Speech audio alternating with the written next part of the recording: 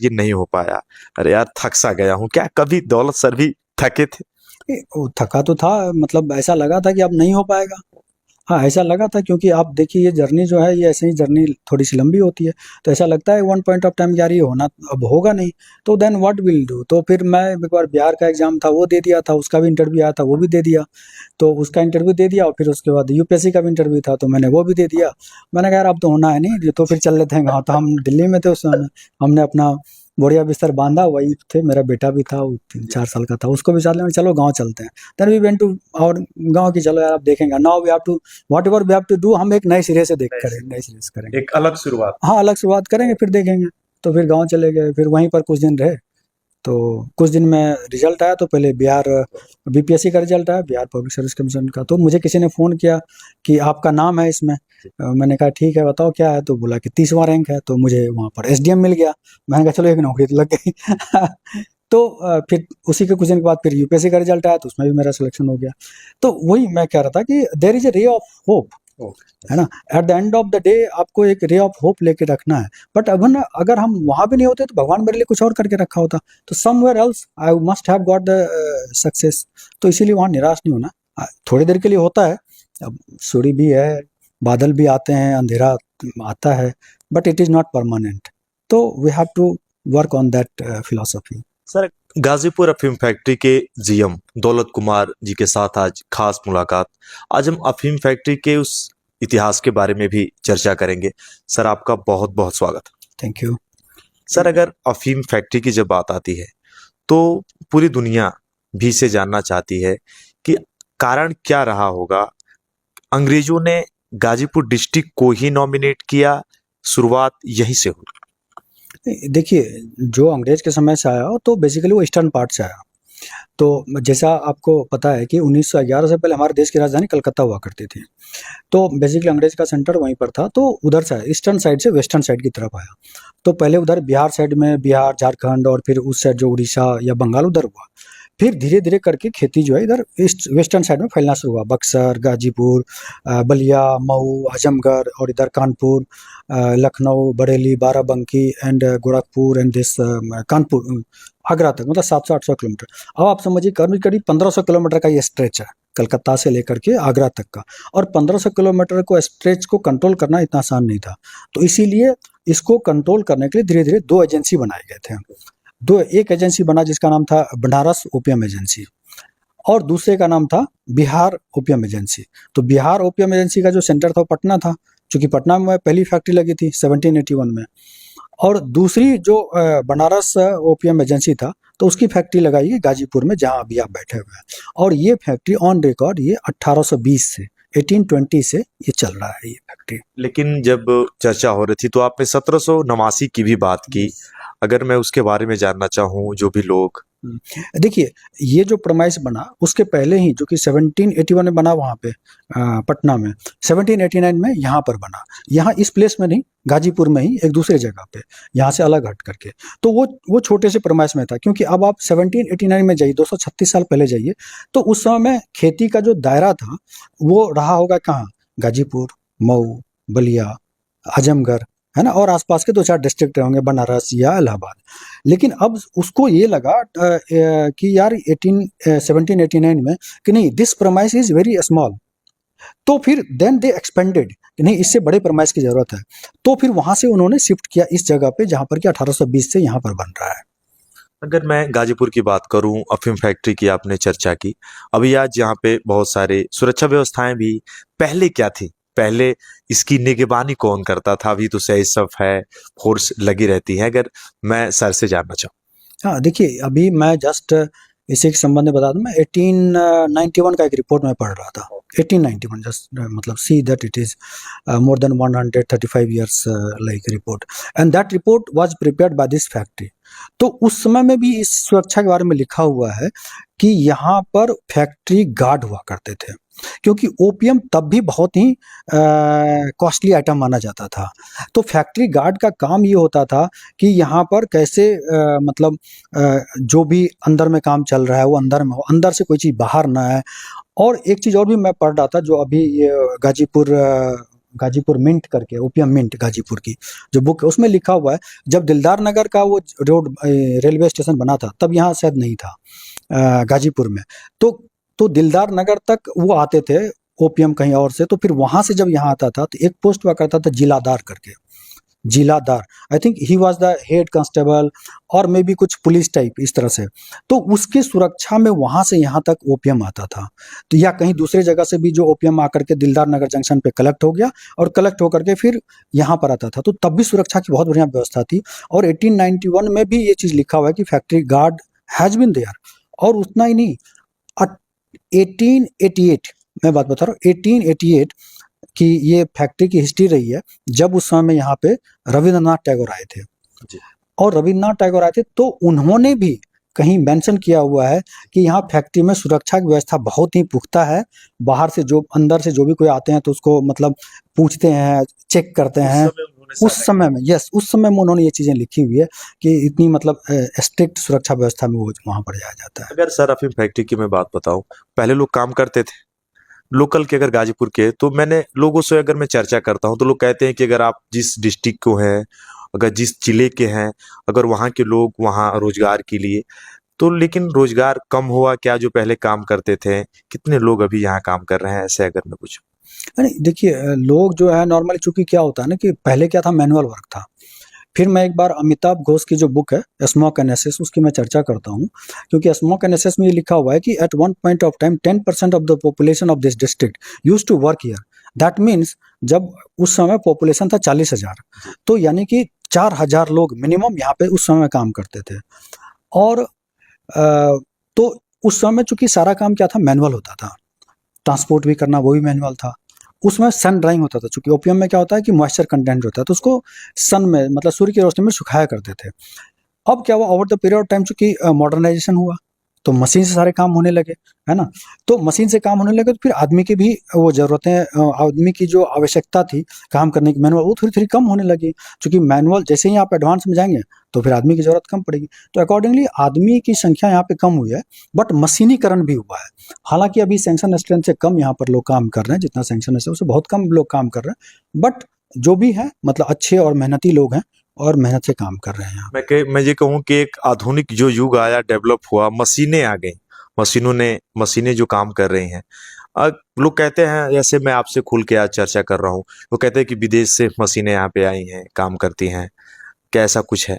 नहीं देखिए, विदेश से मशीन तो ऐसा नहीं है, जो है बेसिकली अपना इंडिया में बना हुआ है। मैक्सिमम मशीन तो अपने ही कंट्री का बना हुआ है। ऐसा मुझे नहीं लगता है कि कोई विदेश का मशीन है सब मैक्सिमम ही। क्योंकि देखिए अब समय के हिसाब से परिवर्तन क्या है, संसार का नियम है ना। समय के साथ आपको बढ़ना पड़ेगा। आप जैसे इस तरह से अभी ले रहे हैं, फिर कंप्यूटर आपका काम फास्ट हो जा रहा है, मोबाइल से आप कनेक्ट हो जा रहे हैं एक जगह से दूसरे जगह। तो पहले मोबाइल नहीं था तो लोग टेलीफोन से काम करते थे। बिफोर टेलीफोन यू सी कि 1858 when the first telegraph was मतलब यूज्ड, तो क्वीन जो थी लंदन में, उसने मैसेज भेजा था राष्ट्रपति यूएसए को, और उसको जाने में लगा था 18 घंटा, 99 वर्ड्स का था। दैट वाज द लॉन्ग मतलब मिनिमम टाइम या मतलब फास्टेस्ट रूट जब 18 घंटा में गया था। आज तो 18 घंटे में आदमी यहाँ से वहां पहुंच जाते हैं, है ना। तो समय के साथ तो समय तो मतलब परिवर्तन संसार का नियम है, उस हिसाब से चेंज होता ही है। कस्टम अधिकारी रहे, 1000 से ऊपर फैक्ट्रियों को देखते थे, ईडी में काम किया, फिर अभी आप अफीम फैक्ट्री में जीएम के पद पे हैं। अगर मैं उस समय की बात करूं, वो कारवां कैसा रहा?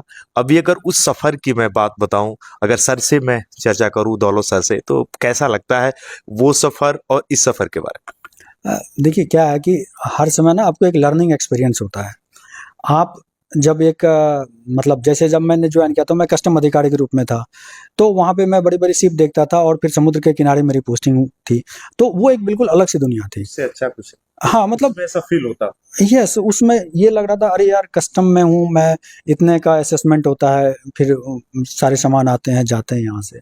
फिर मैं सेंट्रल एक्साइज में काम किया, तो सेंट्रल एक्साइज का एक अलग सा अनुभव था जब मैं गुजरात में था। तो उसमें काफ़ी सारी जो फैक्ट्रीज थी उसको देखना, उसमें काम करना, कई सर्चेज करने, कई बार वो रेड डालना, ये सारे काम में होते थे वहाँ पे। तो लगता था कि यार ये भी मतलब एक नए तरह का काम है। और फिर जब जीएसटी आया तो जीएसटी में तो मैं थोड़े दिन ही काम कर पाया, but in the mean time मेरा इन्फोर्समेंट डायरेक्टरेट में सिलेक्शन हो गया फॉर डेपुटेशन, तो मैं ईडी में आ गया। फिर ईडी में आने के बाद फिर मतलब एक दूसरी दुनिया थी, वहाँ पर मुझे जो नया एक्ट था, जो prevention of money laundering act, उसको पढ़ना पड़ा वहाँ पे। पढ़ करके, समझ करके फिर कैसे सर्च करना है, किस तरह से अरेस्ट करना है, फिर कोर्ट में केस को कैसे डिफेंड करना है, हर चीज़ का देखिए वो दायरा चेंज होते गया। मैं कोर्ट में जा गया, हाई कोर्ट में गया, सुप्रीम कोर्ट में गया, लोअर कोर्ट में डिफेंड किया, एडवोकेट के साथ रिप्लाई बनाया, मतलब टोटली डिफरेंट थिंग। और फिर उस लेवल से सोचना और ये सब चीज़ें, तो वहाँ पर एक बिल्कुल अलग सी दुनिया थी। ये जो है गाजीपुर, यहाँ पर ये भी एक हिस्टोरिकल प्लेस है और ये फैक्ट्री भी हिस्टोरिकल है। इसकी हिस्ट्री अपने आप में मतलब बहुत बड़ी लेगेसी है, तो इसका एक अलग है। तो हर पल को, हर समय को आदमी को क्या है कि एक नए ढंग से जीने का और ये करना चाहिए।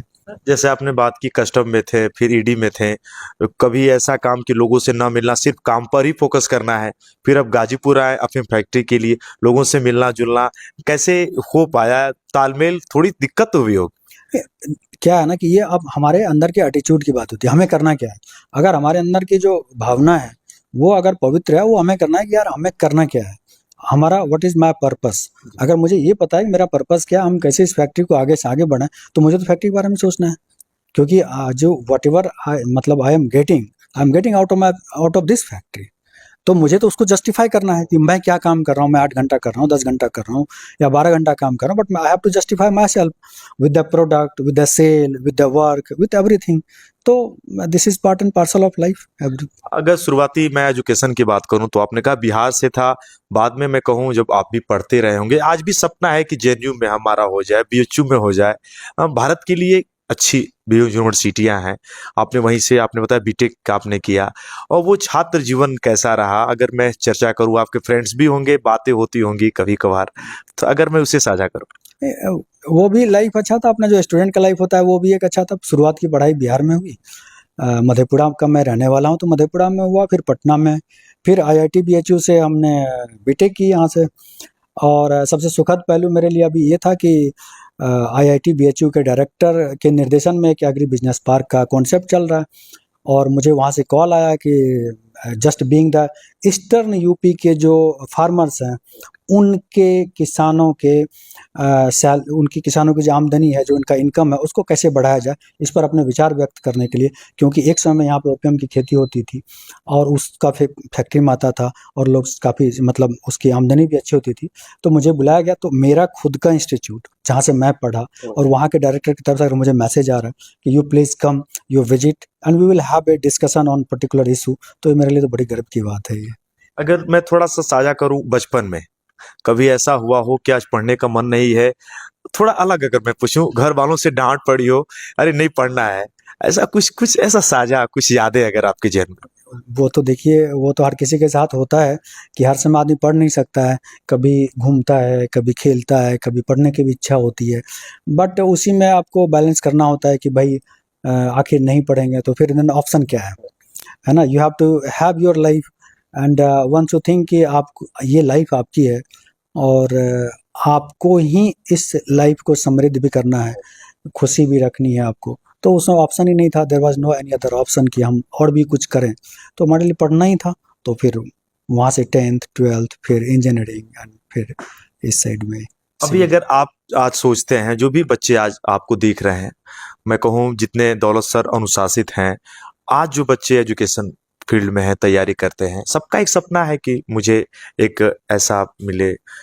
मैं कहूँ आज के समय में मैं कहूँ बेरोजगारी ज़्यादा बढ़ गई है, लेकिन जो बच्चे थोड़े थक से जाते हैं कि यार बहुत हुआ, मुझे नहीं निकलेगा, उन बच्चों को आप क्या कहेंगे जो बच्चे एजुकेशन के क्षेत्र में? मैं देखिए उनको यही कहूँगा ना कि जिस भी कैरियर के प्रति आप जाना चाह रहे हैं या जिस कैरियर के बारे में आप सोच रहे हैं, you go for it, but don't think this is the end of life. क्योंकि अगर आप चाह रहे हैं कि हम 12th में बहुत अच्छा करें तो आप करिए, बट अगर नहीं होता है तो सोचिए भगवान ने आपके लिए कुछ और रखा हुआ है। करेक्ट। आप सोच रहे हैं इंजीनियरिंग में जाना है, आप आईआईटी में जाइए, बेस्ट है, यहाँ पर यही है। बट अगर नहीं होता है तो सोचिए कि और भगवान ने हमारे लिए कुछ और अच्छा रखा है। और मान लीजिए वहाँ भी नहीं होता है, आप यूपीएससी देना चाह रहे हैं, सिविल सर्विस में आना चाह रहे हैं, और आपने आईएएस वीएएस की परीक्षा दी और बहुत मेहनत की, लंबा प्रोसेस होता है, कई बार सिलेक्शन होता है, कई बार नहीं होता है, बट अगर नहीं होता है तो बिल्कुल निराश नहीं होना है। आपको ये नहीं सोचना है कि this is not the end of life, क्योंकि ज़िंदगी इसके बाद भी है, और ज़िंदगी का एक छोटा सा ये पहलू है, छोटा सा एक सबसेट है। तो भगवान ने आपके लिए कुछ और भी बना के रखा है। आपको निराश नहीं होना, आपको चलते रहना है, क्योंकि बहुत सारे दुनिया में इतने सारे एग्जाम्पल्स हैं जो कि ना तो IIT गया, ना IAS बना और शीर्ष पे बैठे हुए हैं, जी। है ना। आप देख लीजिए कितने सारे बिजनेसमैन हैं, बहुत सक्सेसफुल बिजनेसमैन है, कोई IIT नहीं गए, किसी ने MBA नहीं की। बहुत सारे ऐसे सक्सेसफुल व्यक्ति आपको हर लाइफ में हर डायमेंशन में मिल जाएंगे। वो किसी ने IAS नहीं की, किसी ने डॉक्टर नहीं बना, किसी ने इंजीनियरिंग नहीं किया। तो मतलब you do not know, but आपका जो ध्येय है आप उस पर चलते रहें, एक ना एक दिन आपको सफलता जरूर मिलेगी। आपकी सफलता के पीछे कौन है? देखिए, वैसे तो सफलता में तो बहुत सारे लोगों का योगदान होता है, इसमें कोई कोई नहीं। इसमें मेरी वाइफ का सपोर्ट बहुत ही ज़्यादा रहा, घर वाले का, मेरे माँ पिताजी सबका रहा। बट क्या है कि मैं इंजीनियरिंग से आने के बाद ही मेरी शादी हो गई थी, तो मतलब इंजीनियरिंग के बाद फिर शादी करना, और शादी के बाद फिर घर वालों का भी एक्सपेक्टेशन हो जाता है। उसमें भी जब आप IIT से करते हैं तो फिर लोगों को लगता है कि यार ये कुछ कमाएगा, ये करेगा, वो करेगा। फिर शादी हो जाती है, फिर लोगों का एक्सपेक्टेशन होता है बच्चा भी हो, और फिर उसमें आप नौकरी छोड़ देते हैं, फिर वो तैयारी वारी में लग जाते हैं, फाइनेंशियल प्रॉब्लम आते हैं, घर की सारी समस्याएं रहती हैं। तो ये सारी समस्या और फिर सारे चैलेंजेस के बाद फिर आप करते हैं। तो इसमें अगर आपके वाइफ का और आपके जो पार्टनर उसका साथ ना हो तो फिर थोड़ा सा काफ़ी मुश्किल हो जाता है। तो but she always stood behind me, तो मतलब that was the one reason, major reason, जो कि सब यहाँ तक लाने में काफ़ी। सर, अगर अभी आप ऐसे GM के पद पे हैं, आपने बहुत कुछ साझा भी किया, लेकिन क्या कभी आपकी जेहन में ऐसा हुआ हो, यार कभी कुछ ऐसा तैयारी या सोचा हो, यार ये नहीं हो पाया, अरे यार थक सा गया हूँ? क्या कभी दौलत सर भी थके थे? वो थका तो था, मतलब ऐसा लगा था कि अब नहीं हो पाएगा। हाँ, ऐसा लगा था, क्योंकि आप देखिए ये जर्नी जो है, ये ऐसे ही जर्नी थोड़ी सी लंबी होती है। तो ऐसा लगता है वन पॉइंट ऑफ टाइम यार ये होना अब होगा नहीं, तो देन व्हाट विल डू। तो फिर मैं एक बार बिहार का एग्जाम था वो दे दिया था, उसका भी इंटरव्यू आया था वो भी दे दिया। तो उसका इंटरव्यू दे दिया और फिर उसके बाद UPSC का भी इंटरव्यू था तो मैंने वो भी दे दिया। मैंने कहा यार अब तो होना है नहीं, तो फिर चल लेते हैं गाँव। तो हम दिल्ली में थे उस समय, हमने अपना बोरिया बिस्तर बांधा, वही थे, मेरा बेटा भी था, वो 3-4 साल का था, उसको भी साथ में चलो गाँव चलते हैं। देन वी वेंट टू और गाँव की, चलो यार अब देखेंगे, now we have to whatever we have to do, हम एक नए सिरे से देख करेंगे, नए सिरे से करेंगे, एक अलग शुरुआत। हाँ अलग शुरुआत करेंगे, फिर देखेंगे। तो फिर गाँव चले गए, फिर वहीं पर कुछ दिन रहे। तो कुछ दिन में रिजल्ट आया, तो पहले बिहार BPSC का रिजल्ट आया, बिहार पब्लिक सर्विस कमीशन का। तो मुझे किसी ने फ़ोन किया कि आपका नाम है इसमें। मैंने कहा ठीक है बताओ क्या है, तो बोला कि 30वां रैंक है। तो मुझे वहाँ पर SDM मिल गया। मैंने कहा चलो एक नौकरी तो लग गई। तो फिर उसी के कुछ दिन के बाद फिर UPSC का रिजल्ट आया, तो उसमें भी मेरा सिलेक्शन हो गया। तो वही मैं कह रहा था कि there is a ray of hope, है ना। At the end of the day आपको एक रे ऑफ होप लेके रखना है। बट अब ना, अगर हम वहाँ भी नहीं होते तो भगवान मेरे लिए कुछ और करके रखा होता, तो somewhere else I must have got the success. तो इसीलिए वहाँ निराश नहीं होना। थोड़ी देर के लिए होता है, अब सूर्य भी है, बादल भी आते हैं, अंधेरा आता है, but it is not permanent. तो we have to work on that philosophy. Sir, अगर मैं अफीम फैक्ट्री की बात करूं, कहाँ कहाँ किन किन दुनिया के देशों में ये जाता है? यहाँ से अभी जैसे फ्रांस जा रहा है, स्विट्जरलैंड जाता है, श्रीलंका जाता है। बट एक पॉइंट ऐसा था जबकि कई सारे 13-14 देश में जाते थे, USA भी जाता था, USSR जाता था, इटली, जर्मनी, बुल्गारिया, कई सारे देश में जाते थे पहले 71 में। बट अभी 3-4 देश में जा रहे हैं। अगर दौलत सर, मैं आपसे खुल के पूछूं, जो भी गाजीपुर जनपद के किसान अगर सुन रहे हैं, क्या अगर मुझे आज अफीम की खेती करनी है तो क्या मैं कर सकता हूं? क्या वो दायरा है? उसके लिए क्या है कि जो सेंट्रल ब्यूरो ऑफ नारकोटिक्स है, जो CBN है, क्योंकि पॉलिसी डिसाइड वहाँ से होता है और मिनिस्ट्री से होता है। तो मिनिस्ट्री से जो पॉलिसी जो बन के आती है कि किस किसान को मिलना है, किसको नहीं मिलना है, और किसको मिलना है, किसको नहीं मिलना है, ये डिपेंड होता है कि वो पास्ट का क्या उसका परफॉर्मेंस रहा है, तो उसके आधार पर होता है। तो CBN की वेबसाइट पे सारी चीज़ें दी हुई है, तो वहाँ से सारी चीज़ें मिल जाएगी। जो भी नए किसान हैं या जो पुराने किसान जो पहले कर चुके हैं, हो सकता है उनके नाम भी हों, वो अवेयर भी हों। अगर नाम होंगे तो फिर वो अपना पट्टा ले करके, जो CBN का ऑफिस है मेरे ख्याल से ये लखनऊ और बरेली बाराबंकी में, पट्टा ले करके फिर अपना खेती कर सकते। सर, ये लोग जान नहीं पाते। अभी आपने चर्चा कि जो नए किसान है, जो अगर नया किसान है कोई, अगर वो चाहे, इसके लिए लोग कहते हैं कि नहीं ऐसा कुछ है ही नहीं भाई, आप अफीम फैक्ट्री का पहले होता था, अब आप अफीम का ऐसा कुछ नहीं है। जो नए किसान अगर चाहते हो उनके लिए नए किसान के लिए तो वो पॉलिसी जब तक नए किसान के लिए नहीं आएगा तब तक तो फिर नहीं हो सकता है। ऐसा कुछ नहीं है। हाँ नहीं, ऐसा कुछ नहीं है, मतलब पॉलिसी शायद चेंज होता है, देखिए कोई भी चीज़ ऐसा है ना, परिवर्तन संसार का नियम है, कोई भी चीज़ कांस्टेंट नहीं रहता है। तो पॉलिसी में भी डिपेंड ऑन द रिक्वायरमेंट, क्योंकि मेडिसिनल रिक्वायरमेंट कितना है, सरकार को कितना रिक्वायरमेंट है, फार्मास्यूटिकल्स कंपनी कितना रिक्वायरमेंट है, तो उसके हिसाब से पॉलिसी बनाई जाती है। तो अगर पॉलिसी में जब चेंज आएगा, नए किसान को ऐड करना, तो सर्टेनली नए किसान भी ऐड होंगे। आज एक खास मुलाकात गाजीपुर जनपद के जनरल मैनेजर दौलत कुमार जी के साथ, बहुत कुछ साझा किया, छात्र जीवन से लेके विद्यार्थियों के बारे में उन्होंने बताया, सफलता कैसे मिलेगी, साथ ही अफीम फैक्ट्री की बातें साझा की। सर, आपने इतना समय दिया, बहुत बहुत धन्यवाद। और चैनल की ओर से हमारी ये शुभकामनाएं हैं, आप इसी तरीके से तरक्की करते रहें। बहुत बहुत धन्यवाद। Thank you so much, thank. और इसकी जानकारी भी सब लोगों को साझा करें पॉजिटिव एनर्जी के साथ। Thank you so much.